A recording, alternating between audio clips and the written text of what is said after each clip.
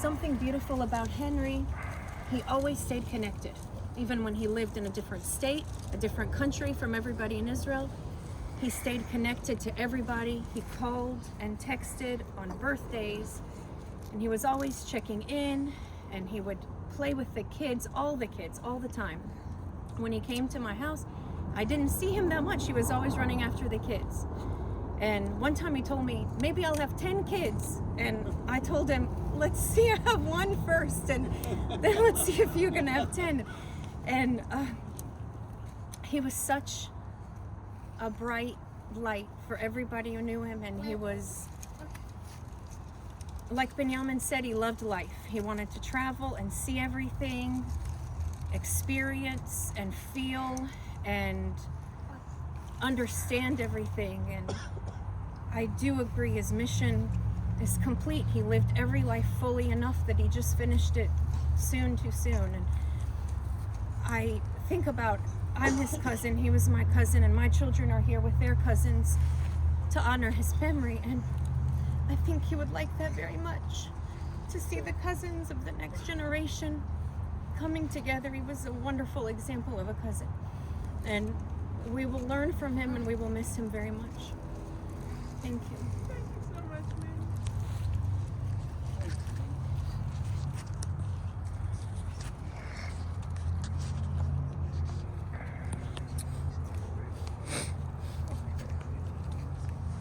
Okay. The sun is moving. We can hold the sun a little longer. He said, Craig says that if it was up to him, the vault was been already here, but it's coming. It's basketball. You said it's next to a basketball court. Okay. Another 15 minutes. Okay.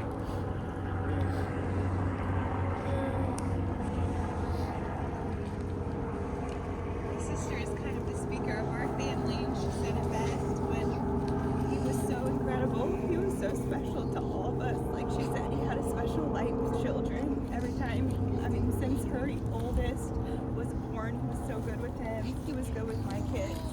He brought a light everywhere he went. We had mutual friends.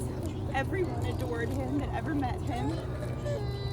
And like she said, we will miss him so much. He was such a special part of our family. Our family in Israel is heartbroken. Everyone just talks about the wonderful soul, the special soul that he was, and how missed he will be.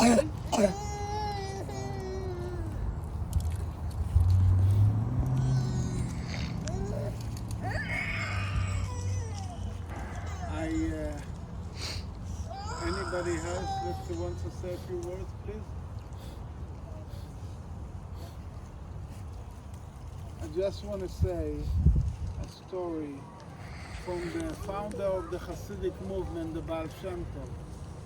The Baal Shem Tov started a new way of bringing spirituality and what's today so accepted.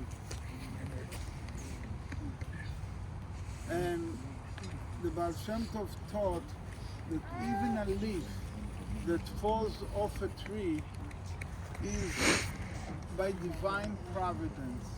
Nothing in the world is by coincidence.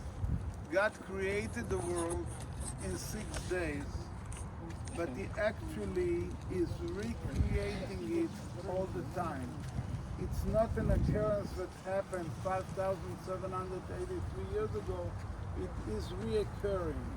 God is making everything from nothing to something at every moment. So when a leaf falls off a tree, it means that it needs to fall, and where it falls and on which side, on the dark or the light side, is all by divine providence.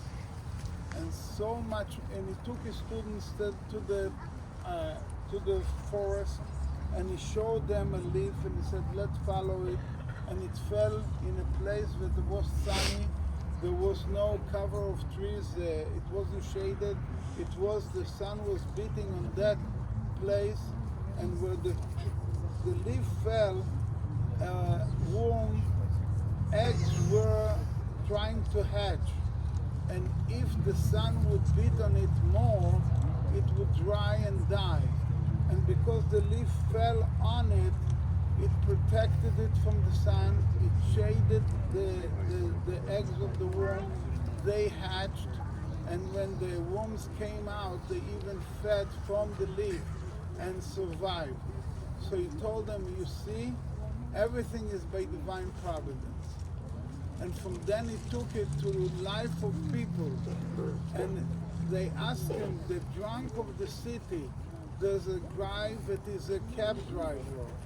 Not a cab, but a horse and buggy. He was taking people from the train station to their home with their packages. And the guy was sober in the few first hours of the day, but as the day went on, he fell in drinking and he lost control, and then by evening he fell under a tree and slept. And that was his life. It looked like a waste. And the students asked the rabbi, Rabbi Israel Baal Shem Tov, show us, explain us, this is a life wasted. What is the purpose of it? And he took him together and he told them that in the previous generation, that same soul was of such a perfect, righteous person that woke up early in the morning and ran to dip in the mikveh and pray in the synagogue. And that person, he was a very perfect person. But in the morning when he ran to dip himself in the mikveh and be ready for shul, he didn't want to waste time. So at night, when it's still dark outside, he would recite by heart the first part of prayer until you put on your tefillin.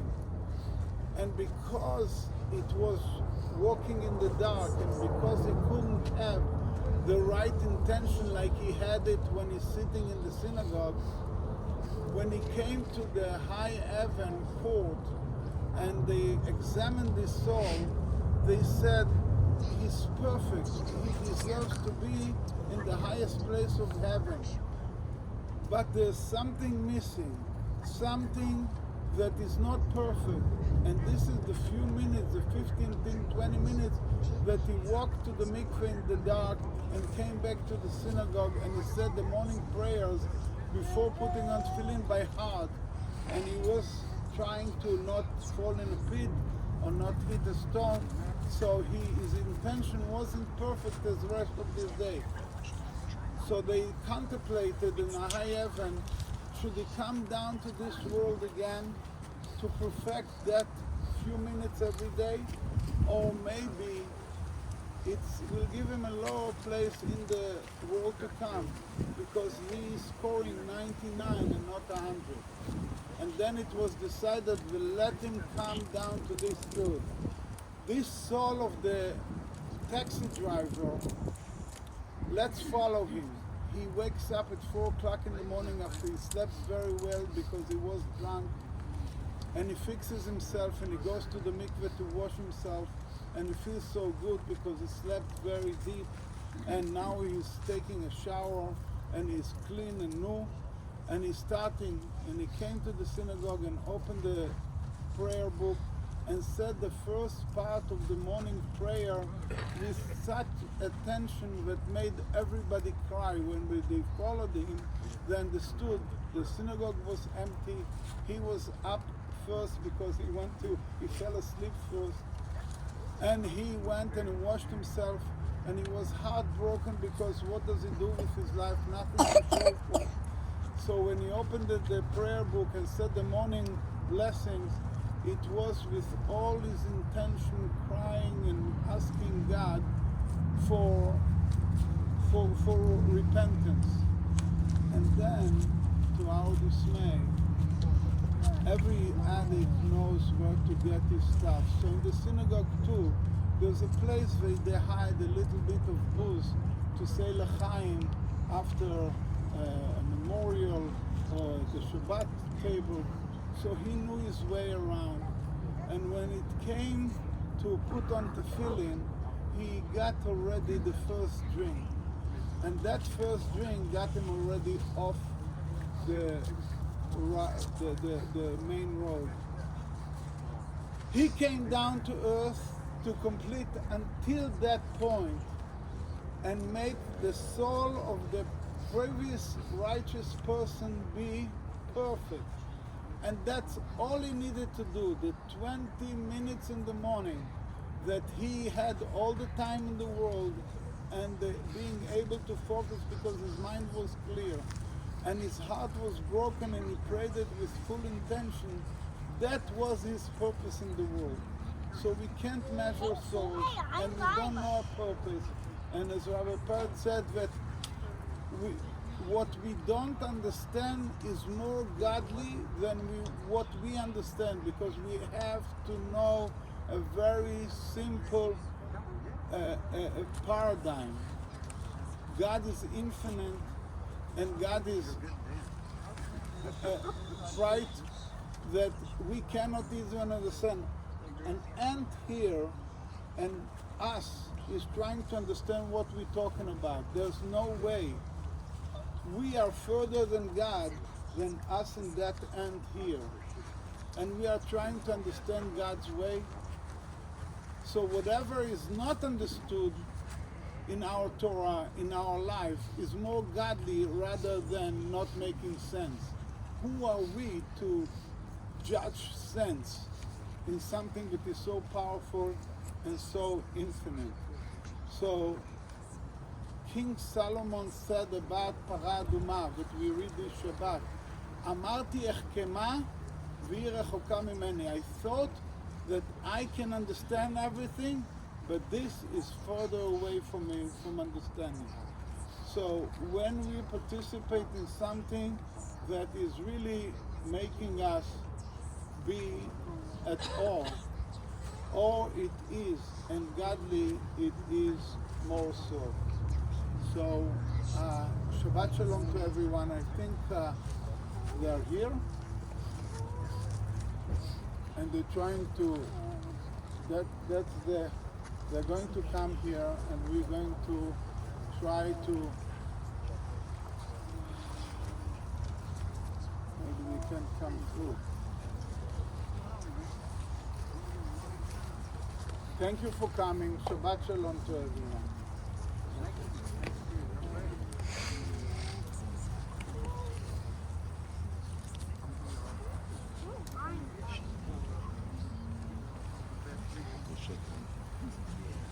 Only in Jewish wedding, in Jewish burial, it could be that the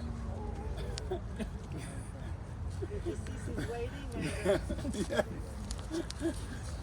You know, we rush it, and not always the world is with our speed. But there is another hour for Shabbat.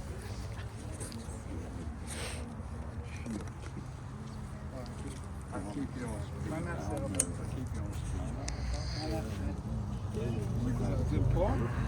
זה, כן, זה. וזה, הטרקטור הזה וכל זה.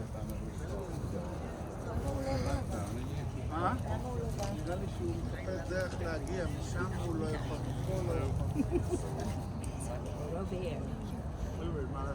הם לא יכולים לשאול.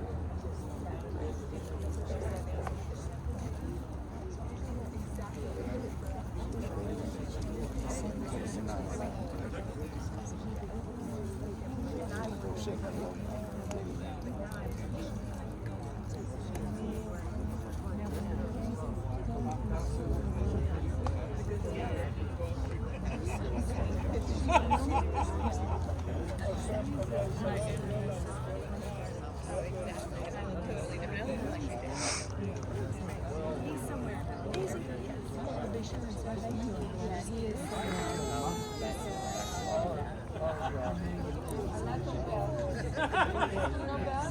That's his second son, Jacob.